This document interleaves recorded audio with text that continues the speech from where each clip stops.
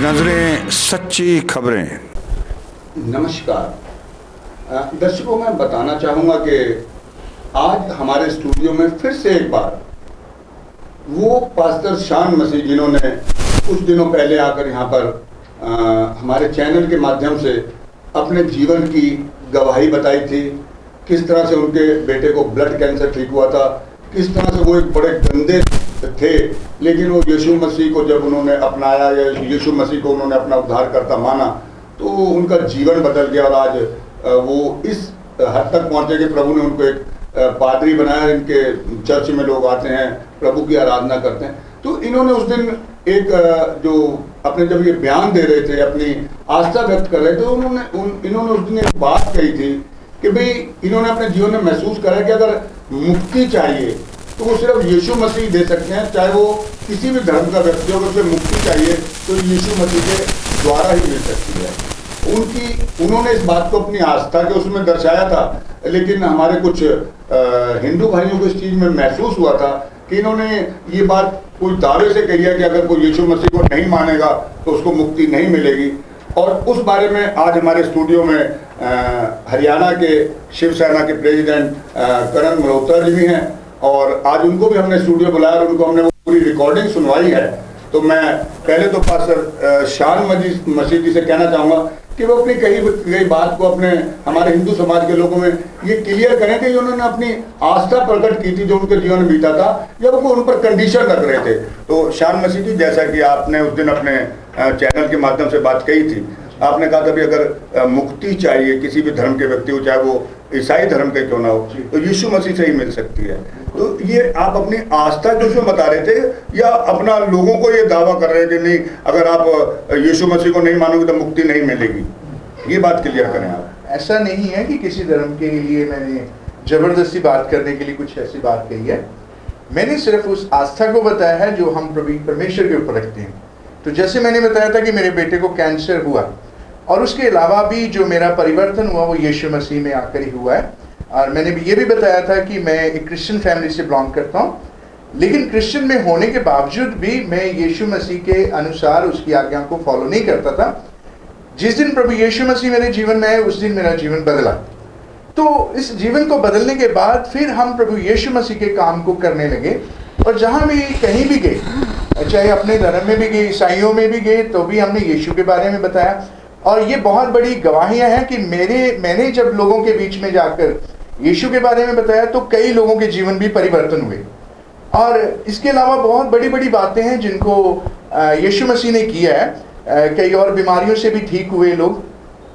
तो यहाँ पर ये बात कही, प्रभु यीशु मसीह इंसान के लिए क्रूस पर चढ़ाया गया, इंसान के लिए, पूरी मानव जाति के लिए, संसार में जितनी भी जातियाँ थी सबके लिए प्रभु यीशु मसीह ने नहीं माफ करना बस ये समय हम उस चीज़ के प्रचार करने, हम सिर्फ इस बात को वो करना चाह रहे हैं। देखिए अभी आपने जैसे बात कही है कि भाई मतलब यीशु मसीह ने चमत्कार के ये प्रार्थना से हुआ। देखिए इसमें बुरा मानने वाली बात नहीं है कि हमारे पास कुछ ऐसे भी सबूत आए हैं तो कुछ हमारे ईसाई प्रचारक, जो ईसाई समाज के प्रचारक हैं, वो इस बात का दावा करते हैं कि अगर आप हम प्रार्थना करेंगे और यीशु मसीह उसको ठीक कर देगा। और जहाँ तक सुनने में मतलब ये आया है, और इस बात को हम अब पूरी तरह से तफ्तीश करके हम उनका भी खुलासा करेंगे, जो लोग ऐसे हैं ईसाई धर्म में भी। लोग कहते हैं कि आप ये पैसे दो 50,000 रुपये तो हम प्रार्थना करेंगे और प्रार्थना के बाद आपका बेटा ठीक हो जाएगा और नहीं तो नहीं बचेगा। और जैसे कि सुनने में आया कि कुछ एक आध ऐसे भी हैं जिन्होंने पैसे लिए भी हैं और प्रार्थना की भी है, लेकिन फिर भी वो व्यक्ति नहीं बचा है। तो हम इस बात को नहीं, ये चर्चा का विषय है आप जो करें। मेरा सिर्फ कहने का मतलब ये था कि आप जो ये कह रहे हैं, आपने जो उस दिन बात कही है, यानी ये आपकी अपनी आस्था थी या आपका ये कोई चैलेंज था कि भाई जो यीशु मसीह को नहीं मतलब स्वीकार करेगा या यीशु मसीह को नहीं अपना मुक्तिदाता मानेगा तो उसका उद्धार नहीं है। तो इस चीज़ से लोगों को ठेस लगी है। तो आप ये मानते हैं कि आपका उनको ठेस पहुंचाने का कोई आपकी इच्छा नहीं थी, और अगर उनको ठेस लगी है, देखिए ये मैं बताना चाह रहा हूँ कुछ लोगों को ठेस लगी है, तो क्या आप ये मानते हैं कि आपकी कहीं बात से उनको अगर ठेस लगी है तो आप इस चीज़ को महसूस करते हैं? मैंने अगर आप में से किसी भी भाई बहनों को लगा चैलेंज किया गया तो ना तो हमने चैलेंज किया है, हमने सिर्फ यीशु के बारे में बताया कि उधार उसी के द्वारा है ना। तो ठेस नहीं, अगर आपको ऐसे लगा है तो माफ़ी मांगते हैं आपसे, और आपको बुरा लगा है तो हम नहीं चाहते किसी को ठेस देना। हमारा प्रभु यीशु मसीह ऐसा नहीं है, और हमारा प्रभु खुद भी इंसान के पाप के लिए क्रूस पर चढ़ गए, और जिन लोगों ने क्रूस पर चढ़ाया था उन लोगों को माफ़ भी किया। तो मैं यही विश्वास, और प्रभु ने वही आत्मा हमें दिया है कि हमें हर एक इंसान से प्रेम करना है, किसी से लड़ाई झगड़ा नहीं। अगर प्रचार नहीं है ये, हम इस चीज़ के लिए कि जैसे हमारा आपसे संबंध है, रिश्ता है जी, तो हम आपको उस प्रभु के बारे में बताते, क्योंकि दुनिया में बहुत सारे लोग परेशान है, दुखी है, तो हम उसके बारे में यीशु को ज़रूर देते हैं ताकि वो लोग शांति पा सके जी। और अगर यीशु मसीह के पास कोई दिल से आता है तो उसको शांति भी मिलती है, उसके जीवन में बदलाव भी आता है। तो ये जो चैलेंज है या किसी के ऊपर थोपना, वो चीज़ नहीं है, और इसके कारण ना तो हम अपने आप को किसी चीज़ को बढ़ा सकते हैं, ना ही आगे जा सकते हैं, और ना ही हम प्रभु के लिए कुछ काम अच्छे से कर पाएंगे, ना ही प्रभु को ये चीज़ पसंद। तो आपको कहने मतलब कि जो अपने जीवन में अपनी मर्जी से प्रभु के बारे में चाहता है, सुनना चाहता है, आप प्रभु के बारे में सुना सकते हैं। अगर वो प्रभु को ग्रहण करता है, वो तो एक संविधान में भी आज़ादी है, उसको कोई नहीं रोक सकता। तो मेरा मतलब आपका जो कहने का भाव था वो किसी की ठेस पहुंचाना नहीं था, वो आपने अपनी आस्थाएं प्रकट की। तो करण जी, मैं स्टूडियो में आप आए हैं तो क्योंकि आप एक हिंदू समाज के बहुत अच्छे नेता हैं, और मैं इस बात कहने में भी कोई संकोच नहीं करूँगा कि आप कोई दिखावटी नेता नहीं हैं कि भाई आप किसी का दिखावा करके किसी हिंदू समाज की मदद करें, तो आप दिल से हिंदू समाज के साथ लगते हैं। और मेरे ऊपर ही पीछे जब धर्म परिवर्तन का पर्चा दर्ज हुआ था तो मुझे याद है आपने उसमें भी बढ़ चढ़ के मेरा साथ दिया था, क्योंकि आपको पता था कि मिस्टर गुलाटी पर जो इल्ज़ाम लगा है वो सही नहीं हो सकता, क्योंकि आपके मेरे साथ भी संबंध शायद पिछले 20-25 सालों से, क्योंकि सन 92 में भी शिवसेना का प्रधान रहा था और आपने हमारे साथ प्रचार मंत्री के रूप में काम किया था। तो करण जी, जैसे हमने पादी साहब को बुला के संशय दूर किया है, तो मैं आपके मुख से जानना चाहूँगा ताकि जो लोग हमारे चैनल को देख रहे हैं भी उन्हें इस बात को तसल्ली हो कि कम से कम एक हिंदू नेता होने के नाते आपके दिल को इनकी बातों से कहने से तसल्ली हुई है, वो कृपया दर्शकों को बताएं। प्रदीप जी, धन्यवाद मुझे यहाँ बुलाने पर, और मैं हमेशा सच्चाई का साथ देता हूँ और आज भी सच्चाई का साथ दूंगा।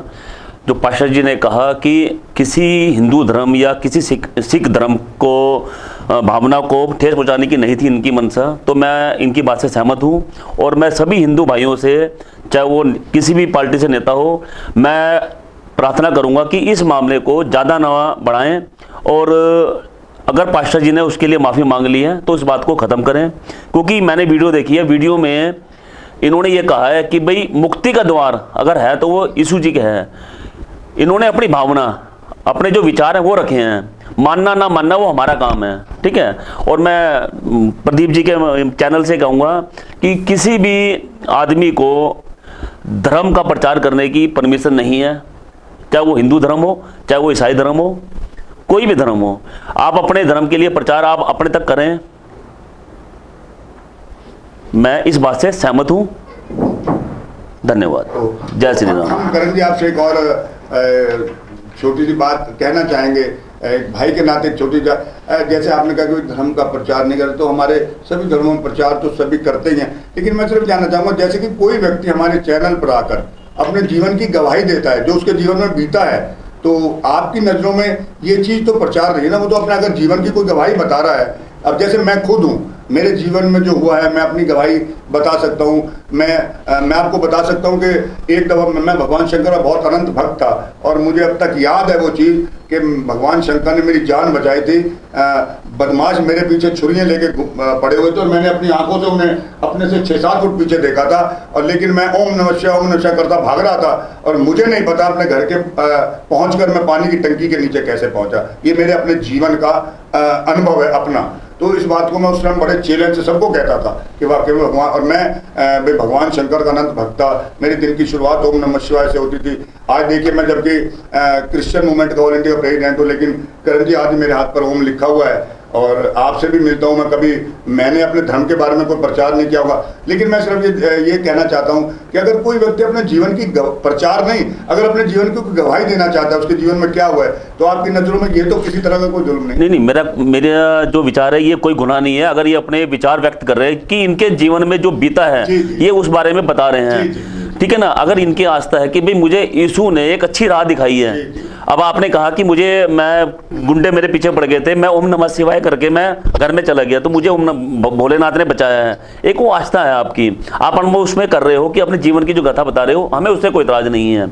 लेकिन जो पास्टर जी ने कहा हम उससे सहमत है, इन्होंने अपनी बात जो विचार रखे थे, अगर उसको इन्होंने किसी हिंदू किसी भावना को ठेस पहुंचा है तो पास्टर जी ने उसके लिए माफ़ी मांग ली है। मैं सभी हिंदू भाइयों से, जो हिंदू नेता हैं, मैं उनसे फिर दोबारा प्रार्थना करूंगा कि उस चीज़ को आगे ना बढ़ाकर इसको यहीं ख़त्म करें। ठीक है, पास्टर जी ने माफ़ी मांग ली है।